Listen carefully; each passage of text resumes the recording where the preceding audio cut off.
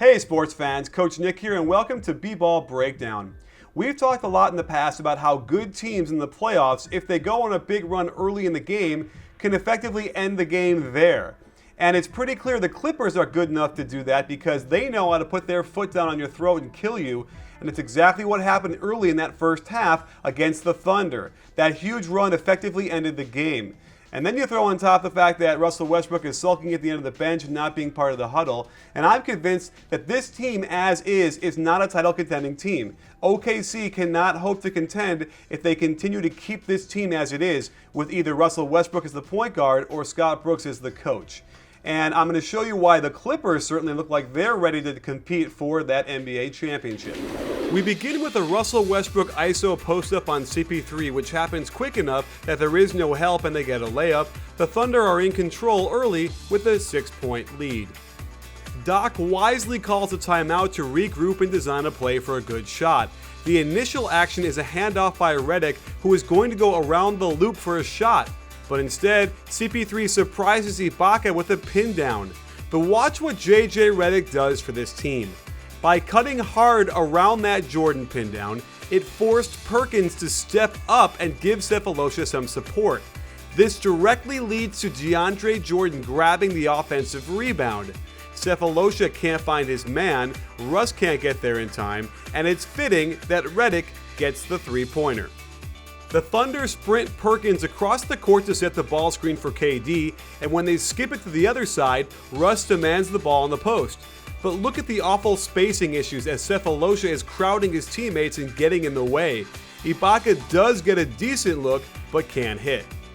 At this point, Chris Paul hadn't scored a basket, so there's no reason to believe he's on fire or anything. Watch how Blake Griffin posting up sucks Perkins towards them first, and he's not ready for his man screening CP3.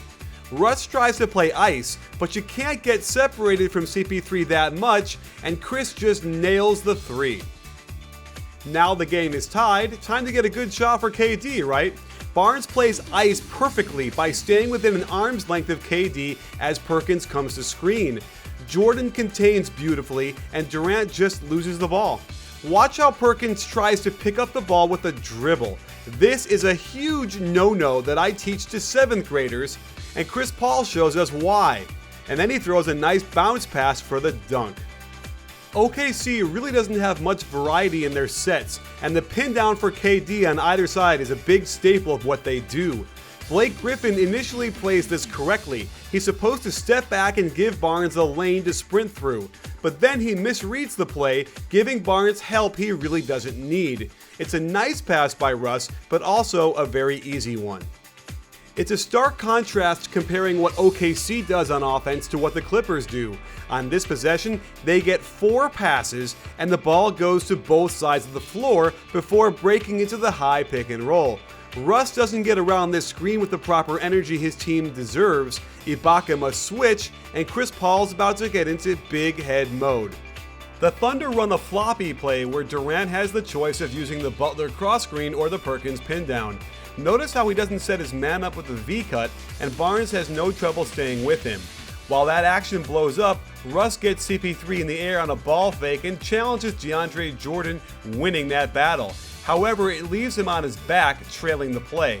The Clippers rush to the hoop, and Ibaka makes a great play, but watch how Russ never finds his man in this sequence. In fact, he's running away from where CP3 is, and Durant is too late coming over and can't stop this shot. Brooks calls timeout and has them break into horns, but the execution makes zero sense to me. They put Durant on the left elbow and Collison in the shooter spot in the corner.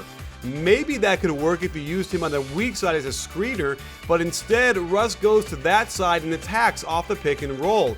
Of course Blake is going to help one pass away. Look at Collison's corner 3-point shooting numbers on the season. Russ kicks it to him anyway, he jacks it up, but watch on the rebound how Perkins dislodges Jordan with both arms under his chin, yet DeAndre is called for the foul. The Thunder run horns again, same alignment, but this time Russ dribbles one time too many, then tries to catch the dribble, jump, and twist into the air to pass to Durant. Is there any wonder he throws it out of bounds? Next time down, the Clippers get clever by sending Jordan over to ball screen, faking it, then having him set a pin down for Redick. This action distracted Perkins for a second, and he wasn't ready for Redick to curl.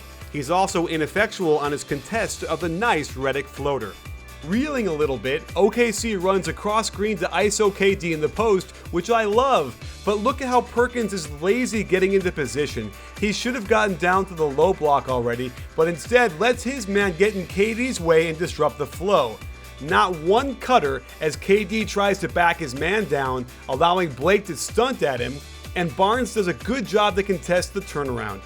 First off, look at this awesome full speed through the leg spin move by CP3. This leads into one of my favorites, a pin down for Redick into a dribble pitch to him. Chris Paul loses the handle though, but Caron Butler gives up guarding his man, doesn't tell Russ to pick him up, and watch how smart Barnes is to bump down to the corner to give the offense more space and make it impossible for OKC to defend his shot. The perils of running the same thing over and over in a playoff series is that the defense is completely and utterly ready for it. This pin down to screen and roll with Russ and KD in theory is good, but since this play is designed with zero movement on the weak side, Blake Griffin can concentrate on this action and time it perfectly to step in for the charge.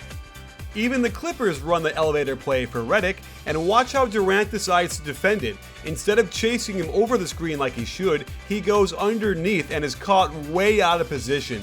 But his reach is like 9 feet and somehow recovers to block the shot. The Clippers offense flows beautifully into the next action though, and Steven Adams never knew who he was supposed to pick up till it was too late. Even a simple post-up for CP3 is clever, since they have Paul backscreen a cutter so Reggie Jackson is occupied for a second. I like how they doubled quickly on him, but Blake didn't hesitate here as he sometimes does. Paul had already hit 3 threes, and Reggie's first instinct is to go underneath this ball screen. Bad idea. At this point, the game is almost out of hand, so what does OKC decide to do? Let KD work his magic? Maybe Reggie going to the hoop? Nope, they isolate Caron Butler in the post. The same Caron Butler who posted up all of 44 times this season and who was barely average doing it for OKC. After the miss, watch another curious call on DeAndre Jordan, who does nothing out of the ordinary on this box out. So there you have it, sports fans. Really troubling play and a really troubling offensive philosophy to me, because there's nothing clever going on with the Thunder, and Doc Rivers is a terrific coach who knows how to prepare for those things and get his team in position. So it wasn't just that they were running offense and getting wide open shots that demoralized OKC. It was what they were doing on defense to take away what OKC wanted to do, and there was no counter. And I'm not sure they have counters they can put in now because it's too late in the season. So this will be an interesting series, and I gotta tell you, if Game 2 isn't any different, then forget about it. The Clippers are gonna go right to the conference finals.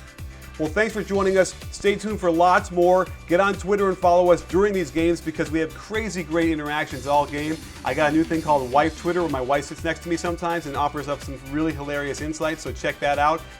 #Wife Twitter. And don't forget, at B-Ball Breakdown, we're not a channel, we're a conversation.